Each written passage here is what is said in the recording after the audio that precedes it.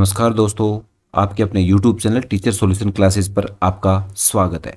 साथियों, आज आपके लिए लाया हूं एक नई अपडेट।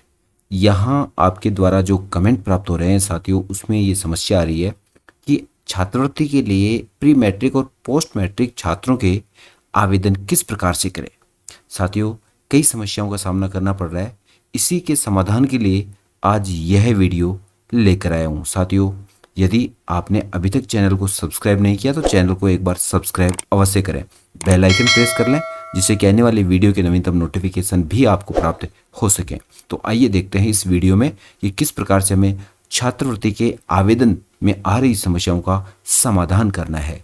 हमें छात्रवृत्ति आवेदन से पहले कौन से कार्य शाला दर्पण पोर्टल पर करने होंगे। साथियों, हमें सबसे पहले विद्यालय लॉगिन के माध्यम से शाला दर्पण आईडी लॉगिन करना होगा।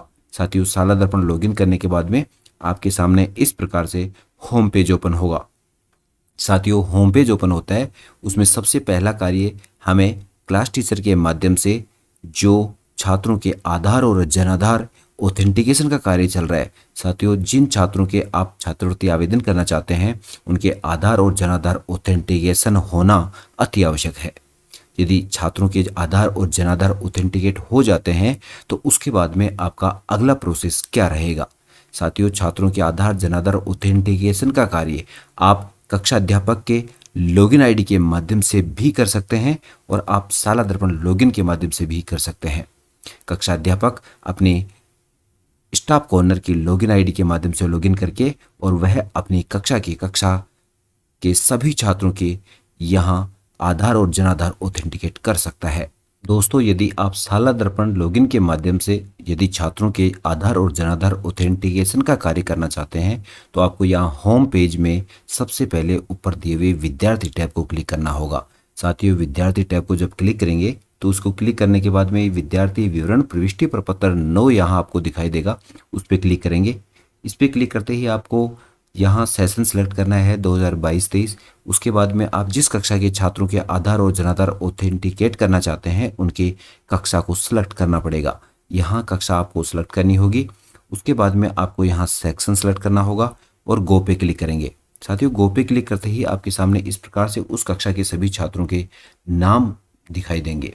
यहाँ आप उदाहरण के रूप में किसी भी एक छात्र की यदि आधार और जनाधार ऑथेंटिकेट करना चाहते हैं तो आपको यहाँ रजिस्टर वाले टैब पे उस छात्र के सामने क्लिक करना होगा। यहाँ पर यह प्रपत्र 9 ओपन होता है। साथियों, प्रपत्र 9 में यहाँ इसको ऊपर की तरफ स्क्रॉल करते हैं तो यहाँ पर जन आधार आईडी का ऑप्शन दिखाई देगा, जहाँ पे आपको जन आधार आईडी एंटर करनी होगी। उसके बाद में यहाँ पर आपको Jan Aadhaar member ID enter करनी होगी। उसके बाद में साथियों यहाँ स्टूडेंट आधार नंबर का कॉलम दिया हुआ है। ये करने के बाद में आपको यहाँ एक नया टैब आया है, ग्रीन टैब। साथियों, यहाँ पे ऑथेंटिकेट जन आधार और ऑब्लिक आधार यहाँ लिखा हुआ है। आप यहाँ एंट्री करने के बाद में इसको क्लिक करके भी आप जन आधार और आधार का ऑथेंटिकेशन का कार्य पूर्ण कर सकते हैं। यदि आप कक्षा अध्यापक के माध्यम से ये कार्य करवाना चाह रहे हैं तो कक्षा अध्यापक को इसकी जिम्मेदारी दी जाएगी, जिसको ध्यान में रखते हुए कक्षा अध्यापक सभी छात्रों का ऑथेंटिकेशन जन आधार और आधार का पूर्ण करेंगे।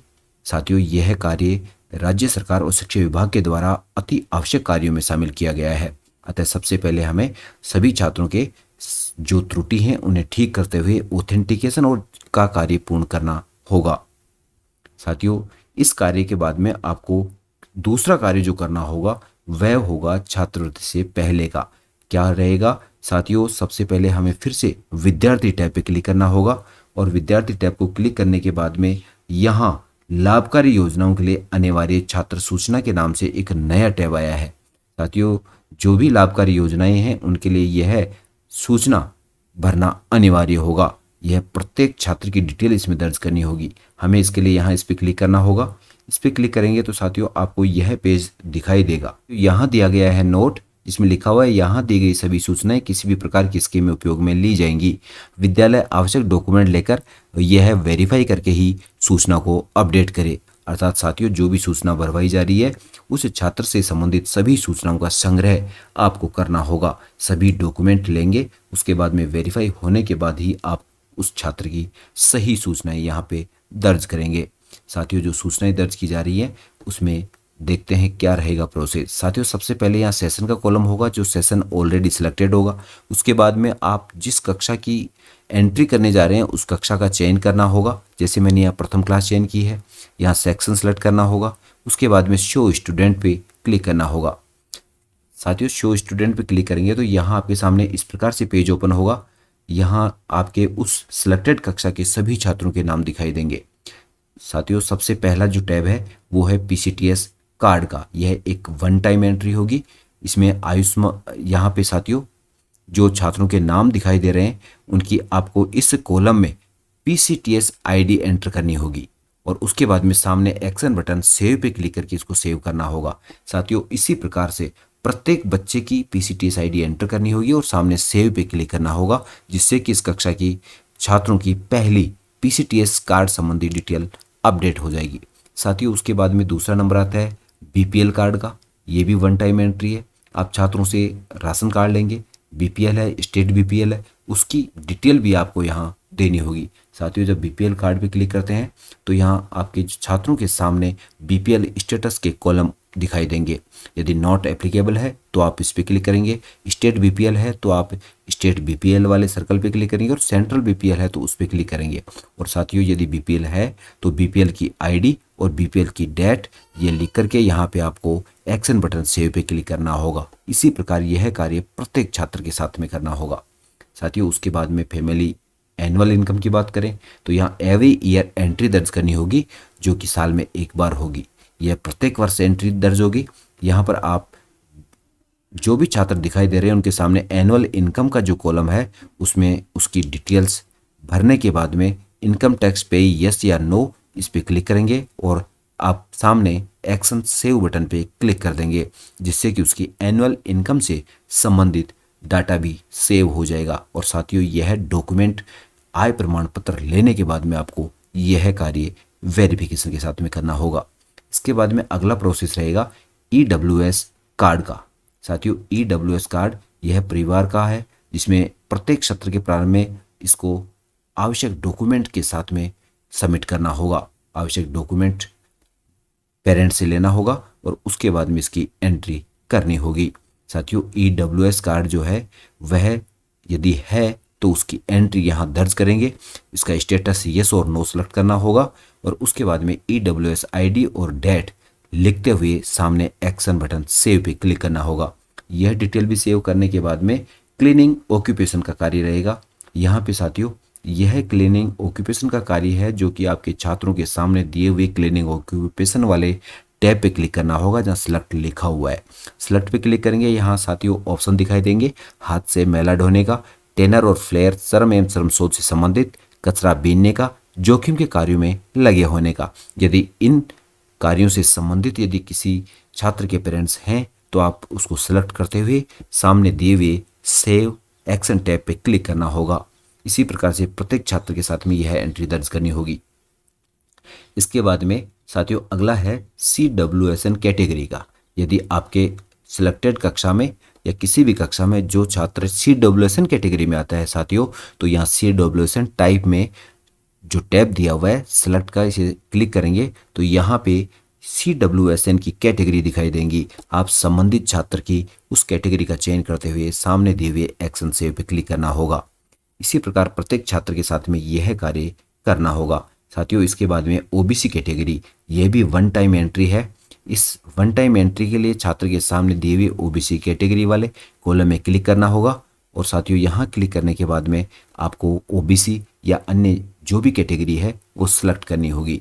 साथियों OBC कैटेगरी है तो OBC सिलेक्ट करना होगा, SC ST जो भी कैटेगरी होगी वो आपको सिलेक्ट करनी होगी। इसके बाद अगला जो कॉलम होगा वो होगा एक्स सर्विसमैन कैटेगरी का। यदि आपकी कक्षा के छात्र में से कोई भी छात्र एक्स सर्विसमैन कैटेगरी में आता है तो आपको सामने दिए हुए सैनिक सर्टिफिकेट कैटेगरी का ऑप्शन चूज करते हुए यहाँ आपको दो ऑप्शन दिखाई देंगे, माता पिता अभिभावक का जिला सैनिक कल्याण बोर्ड द्वारा जारी शहीद एवं स्थायी विकलांग सैनिक होने का प्रमाण पत्र। साथियों इसी प्रकार के दो टैब होंगे तो आपको संबंधित टैब का चयन करते हुए यहाँ सामने दिए हुए एक्शन सेव बटन पर क्लिक करना होगा और प्रत्येक छात्र के साथ में यह कार्य करना होगा।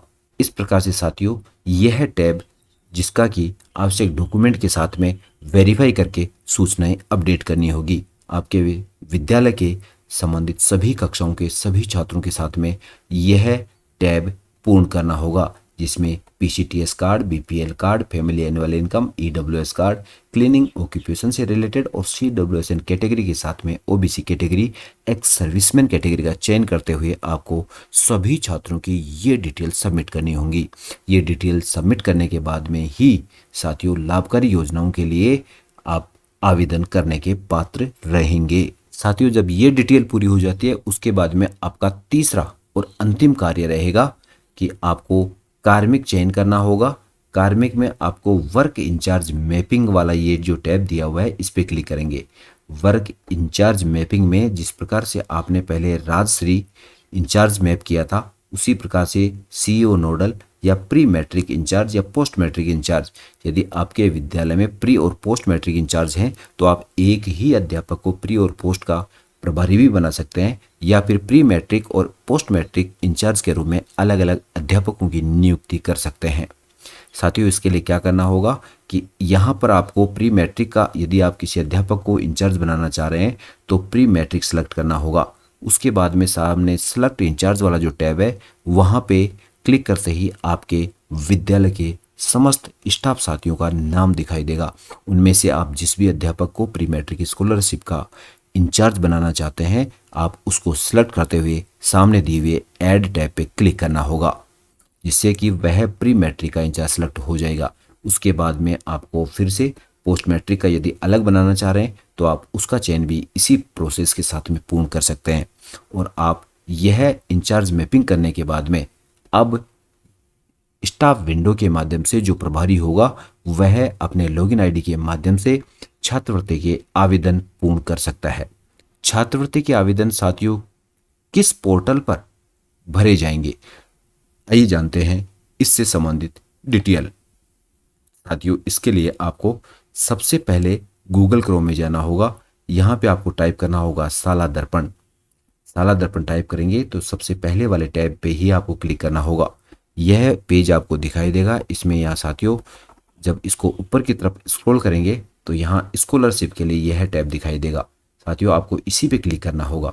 स्कॉलरशिप वाले इस टैब पे क्लिक करेंगे तो उसके बाद में यहाँ राइट में ऊपर की तरफ लॉगिन का ऑप्शन दिखाई देगा। उसके बाद में जो इंचार्ज बना है वह अगर यह आवेदन अपनी लॉगिन आईडी से कर रहा है तो इंचार्ज लॉगिन पे क्लिक करेंगे। यहाँ पर इंचार्ज स्टाफ आईडी यहाँ एंटर करनी होगी और इंचार्ज स्कूल आईडी यहाँ पे एंटर करनी होगी। उसके बाद में स्टाफ विंडो के उस संबंधित प्रभारी के पासवर्ड एंटर करने होंगे।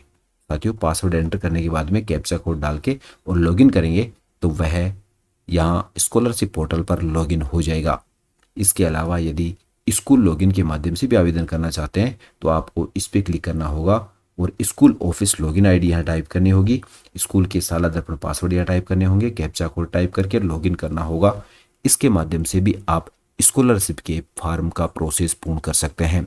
साथियों, इसी प्रकार की नवीनतम अपडेट के लिए बने रहिए टीचर सॉल्यूशन क्लासेस पर। यदि आप चैनल पर नए हैं तो चैनल को एक बार सब्सक्राइब करें और घंटी वाले बेल आइकन को भी प्रेस करें, जिससे कि आने वाला जो नवीनतम वीडियो है उसके नोटिफिकेशन आपको समय पर प्राप्त हो सकें।